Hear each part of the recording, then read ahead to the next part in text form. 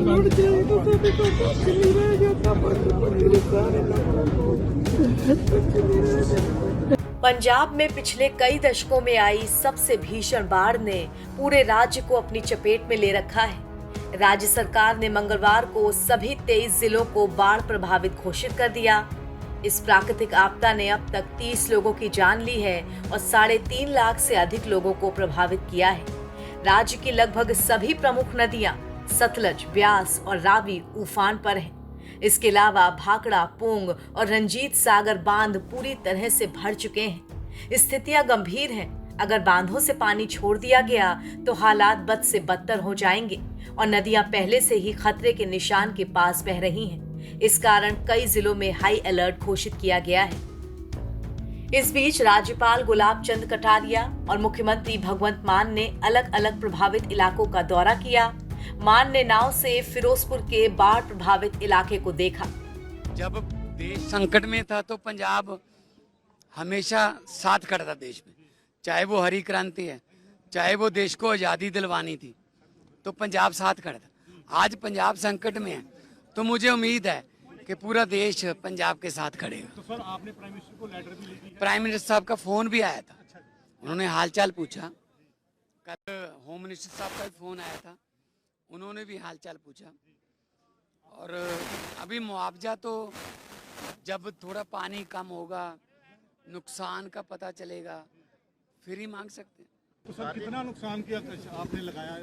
अभी तो नुकसान चल रहा है।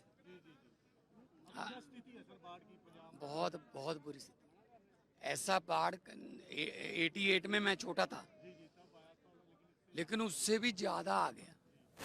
तो सर सारा एरिया, अब तो घग्गर का भी खतरे में, घग्गर भी खतरे में, तो क्या करें, कुदरत की मार है। अब कुदरत के सामने किसका जोर है। उधर राज्यपाल कटारिया ने फिरोजपुर और तरन तारण के गंभीर रूप से प्रभावित इलाकों का दौरा किया। उन्होंने केंद्र से पंजाब के 60,000 करोड़ रुपए के लंबित फंड को जारी करने की फिर से मांग की।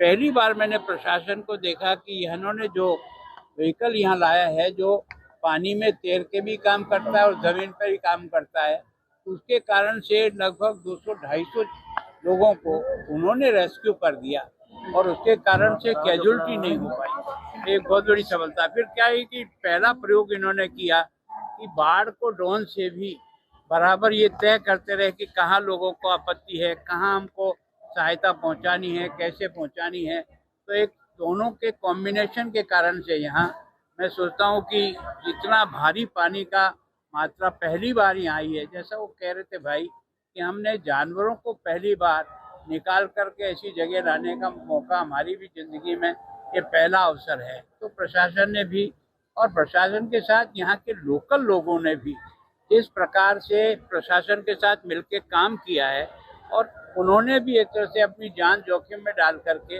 लोगों को बचाकर सुरक्षित जगह लाए। डीसी मैम डे नाइट काम कर रहे हैं। हो गया, हालात काफी खराब है, इसको नेशनल डिजास्टर नहीं डिक्लेयर करना चाहिए?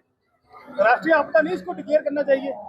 क्या चीज? राष्ट्रीय आपदा, नेशनल डिजास्टर। देखो, मैं सोचता हूँ कि ये सरकार की मांग के आधार पर सरकार करती है, लेकिन जो कुछ भी आपदा आई है वो उसकी सारी जानकारी हमने 12 जिलों में, पंजाब में 22 में से इस प्रकार की आपदा है। 6 जिले उससे बहुत ज्यादा प्रभावित है। केंद्रीय गृह मंत्री जी से मैंने स्वयं ने मुलाकात करके उनको सारी रिपोर्ट दी है। प्रधानमंत्री जी ने स्वयं ने मुख्यमंत्री से इस सारे हालचाल के बारे में बात की है। तो सरकार भी पूर्णतः मदद करेगी, लेकिन इस सारी की जानकारी तो प्रशासन, जैसे ही पानी नीचे उतरेगा उसके बाद कितना फसल का नुकसान है, जानवर का नुकसान कितना है, घर कितने डैमेज हुए हैं और क्या क्या नुकसान हुआ, उस सब का बनाकर जब भेजेंगे तो उसके हिसाब से सहयोग केंद्र की सरकार करेगी। पंजाब के 1400 से अधिक गांव बाढ़ की चपेट में हैं, जिसमें गुरदासपुर, अमृतसर, होशियारपुर, कपूरथला, फिरोजपुर, तरन तारण और फजलिका सबसे अधिक प्रभावित हैं। गुरदासपुर में 324 गांव, अमृतसर में 135 और होशियारपुर में 119 गांव बाढ़ की चपेट में आ चुके हैं। बाढ़ ने 1,48,000 हेक्टेयर कृषि भूमि पर खड़ी फसलों को नष्ट कर दिया है। जिससे राज्य की कृषि आधारित अर्थव्यवस्था को भारी नुकसान पहुंचा है। खासकर धान की फसलों को, जो इस मौसम की महत्वपूर्ण फसल थी, उसे काफी नुकसान पहुंचा है। पंजाब में लगभग 3 से 4 दिनों में ही बाढ़ का प्रकोप पहले के 12 जिलों की तुलना में अब सभी 23 जिलों में फैल चुका है। पंजाब के ज्यादा बाढ़ प्रभावित क्षेत्रों में राहत और बचाव कार्य युद्ध स्तर पर चल रहे हैं। राष्ट्रीय आपदा प्रतिक्रिया बल यानी NDRF की 23 टीमें, साथ ही वायुसेना, नौसेना और सीमा सुरक्षा बल की टीमें प्रभावित जिलों में सक्रिय हैं। इसके अलावा 114 नाव और एक राज्य हेलीकॉप्टर भी बचाव कार्य में लगा हुआ है। अब तक लगभग 20,000 लोगों को सुरक्षित स्थानों पर पहुंचाया गया है, जिसमें सबसे ज्यादा गुरदासपुर जिले से करीब 5,500 लोग और फिरोजपुर से 3,500 लोगों के आसपास शामिल हैं। बाढ़ प्रभावित क्षेत्रों के पास 174 राहत शिविर स्थापित किए गए हैं, जिनमें सभी सुविधाएं लोगों को मिल रही हैं। इन शिविरों में 4,500 से ज्यादा लोगों ने शरण ले रखी है। फिरोजपुर में सबसे ज्यादा 3,450 लोग राहत शिविरों में रह रहे हैं। सर मैसेज यही है, सभी रल मिल के रहे, कोई भेदभाव ना करे, सबके साथ इकट्ठे रहो। जहाँ कहीं को जरूरत पड़ती वहाँ काम करो, जैसी भी जरूरत हो पूरी करनी चाहिए। जी जी जी।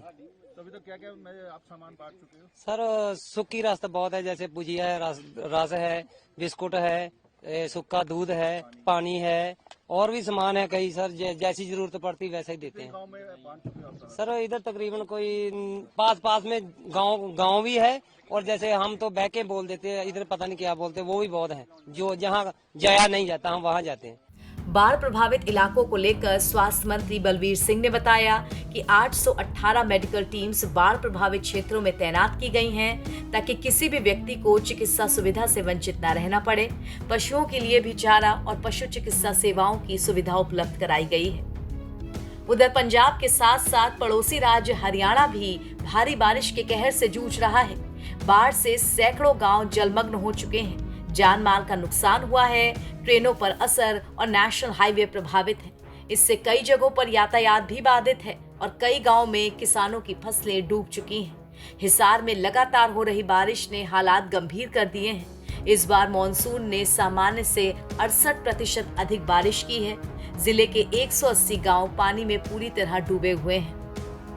पहाड़ों पर हो रही लगातार बारिश और हथनीकुंड बैराज से लगातार पानी छोड़े जाने से यमुना खतरे के निशान से ऊपर बह रही है।